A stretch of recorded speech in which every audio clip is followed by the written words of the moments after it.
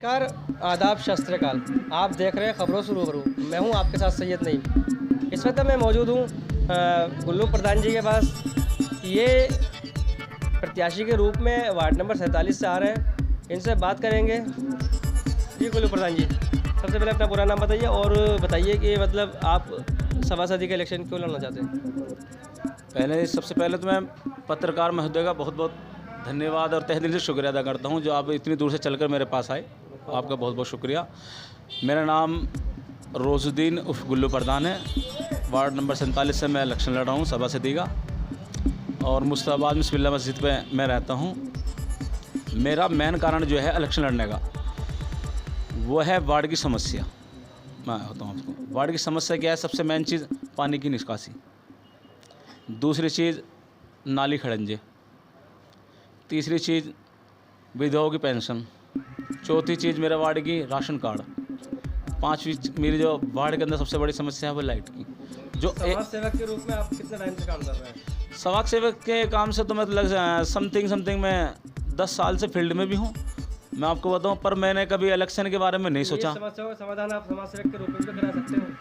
वो इंशाल्लाह मैं बराबर फील्ड में रह कर काम भी कर रहा हूँ। अब जब वार्ड के जनता मेरे पास जब चल कर आई है तो वार्ड की जनता ने मेरे से बोला कि प्रधान जी आप इलेक्शन लड़ो। मैंने कहा भाई मैं तो समाज सेवक आदमी हूँ, मैं तुम्हारी सेवा हमेशा करता रहूँगा।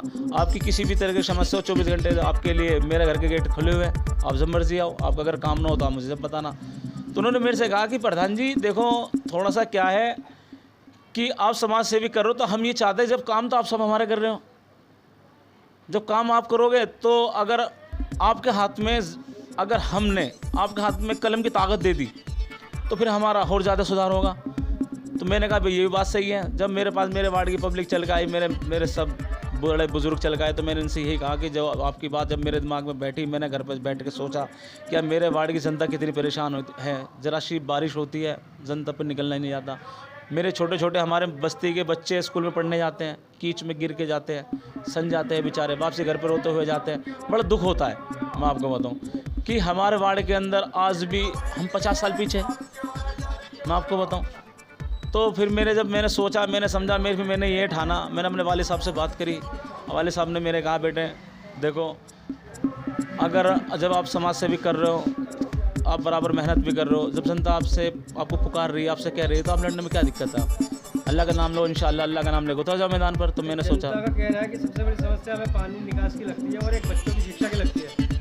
शिक्षा के लिए मैं आपको बताऊं, मेरे वार्ड के अंदर अलमशी जगह है जो मैंने पहले से सोच रखी है। मैं इसमें 8वीं तक का कन्या पाठशाला स्कूल बनवाऊँगा बच्चों के लिए।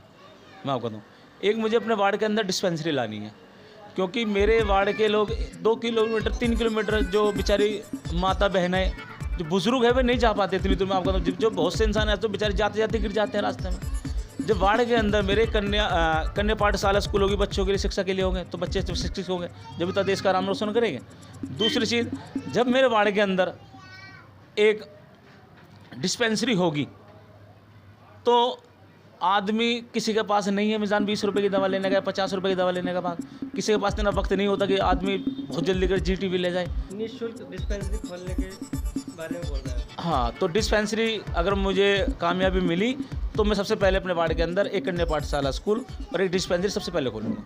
मैं आपको बताऊँ उसके बाद में मैं अपने वार्ड के अंदर एक राशन कोटा लाऊँगा, कि कोटे के अंदर आपने भी देखा होगा, मैंने आपके माध्यम से कई स्पीच भी देखी है कि आदमी 5-5 बजे जाते हैं बेचारे, राशन लेने जाती है औरतें बेचारी घर से, वे 4-4 5-5 बजे घर पर आते लौट के। बच्चे भूखे प्यासे बिल ला रहे हैं घर पर, अम्मी अम्मी कह के चिल्ला रहे हैं। अम्मी बेचारी वहाँ पर भूखी प्यासी राशन के लिए लाइन में खड़ी है। गरीब आदमी क्या करेगा बताओ। तो समस्या बहुत अनेक है वार्ड के अंदर। मैं आपको बताऊँ फिर मैंने ठाना कि अब मुझे वार्ड में इलेक्शन लड़ना ही है।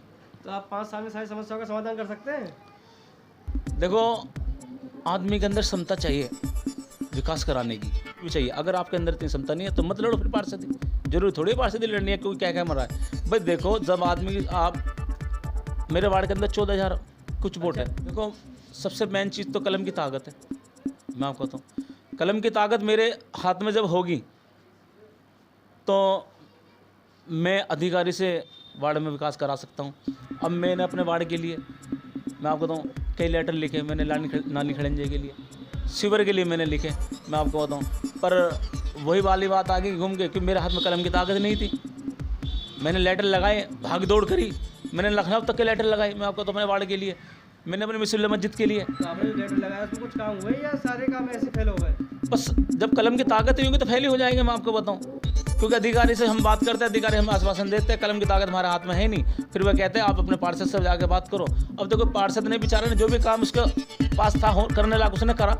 हम नहीं कहते पार्षद ने काम नहीं करा, काम करा पार्षद ने, पर जितना काम होना चाहिए था इतना काम हो नहीं पाया, मैं आपको बताऊँ। तो मैंने सोचा कि अगर मैं पार्षद बना और मेरे अंदर तक कलम की ताकत है तो मेरे अंदर इतनी क्षमता है, मैं कह रहा हूँ इस चीज़ को कि मैं अधिकारी से अपना हक छीन सकता हूँ, अपने वार्ड के अधिकार मैं किसी पे नहीं जान दूंगा, चाहे मुझे इसके लिए कुछ भी करना हो। आपने देखा ये रोजुद्दीन प्रधान जी ने जो बात कही है अभी विकास के लिए, तो अब इनसे हम ये पूछेंगे कि इन्होंने विकास के वादे कर तो दिए, क्या इन विकास के वादों को पूरा कर पाओगे या आप भी सिर्फ वादे कर रहे हो? नहीं, इंशाल्लाह वादे 100% पूरे होएंगे, मैं आपको बताऊँ, 1% भी चूक नहीं होगी वादे की, मैं आपको बताऊँ। और मुझे सीधी से एग्जांपल है, देखो जनता आज़ाद है, जनादेश है, जनता अगर चाहेगी, अगर मैं विकास नहीं करूँ 5 साल बाद मुझे भी डाल देगी, 5 साल आगे पीछे 5 साल आ गई, और अगर मैंने 5 साल में अपने वादों में मैं खरा उतरा तो जनता मुझे दोबारा वोट देगी, दोबारा चुनेगी, दोबारा वोट मांगने किसी के पास जाऊंगा नहीं। क्योंकि मेरा मेन मकसद, मेरा मेन टारगेट ये है कि मेरा वार्ड लोनी के अंदर ये जाना जाए, पूरे उत्तर प्रदेश के अंदर कह रहा हूँ मैं, तो पूरे उत्तर प्रदेश के अंदर ये होना चाहिए कि वार्ड नंबर 47 जो गुल्लू प्रधान का वार्ड है, ऐसा वार्ड पूरी लोनी पूरा उत्तर प्रदेश ऐसा ही होना चाहिए। मैं आपको बताऊँ मेरे वार्ड के अंदर एक मुझे, देखो मैं आपको बता दूँ, जगह है एक, मुझे समुदाय भवन बनाना है अपने वार्ड के अंदर। देखो गरीब आदमी 20,000 30,000 रुपये का मैरिज कहाँ से कर लेगा, आप ये बताओ। अब हमारी कमाई तो 200 रुपये की है, बिटिया की शादी आ गई, गली हमारे रोड गली सब कच्चे हैं, आपको पता है। जब मेरे वार्ड के अंदर समुदाय भवन होगा तो गरीब आदमियों की जब बेटियों की शादी उसमें होगी तो कितना फ़ायदा होगा इसमें, आप ये बताओ। उसके बाद जब डिस्पेंसरी होगी, जिसके पास 1000 रुपये डॉक्टर को दवा देने के लिए नहीं है, सब सरकारी डिस्पेंसरी मेरे वार्ड के अंदर होगी तो फ्री में दवा मिलेगी 1 रुपये की पर्ची में। तो मेरे गरीब का, जो मेरे भाई बहन है गरीब आदमी है, उन्हें कितना भला होगा।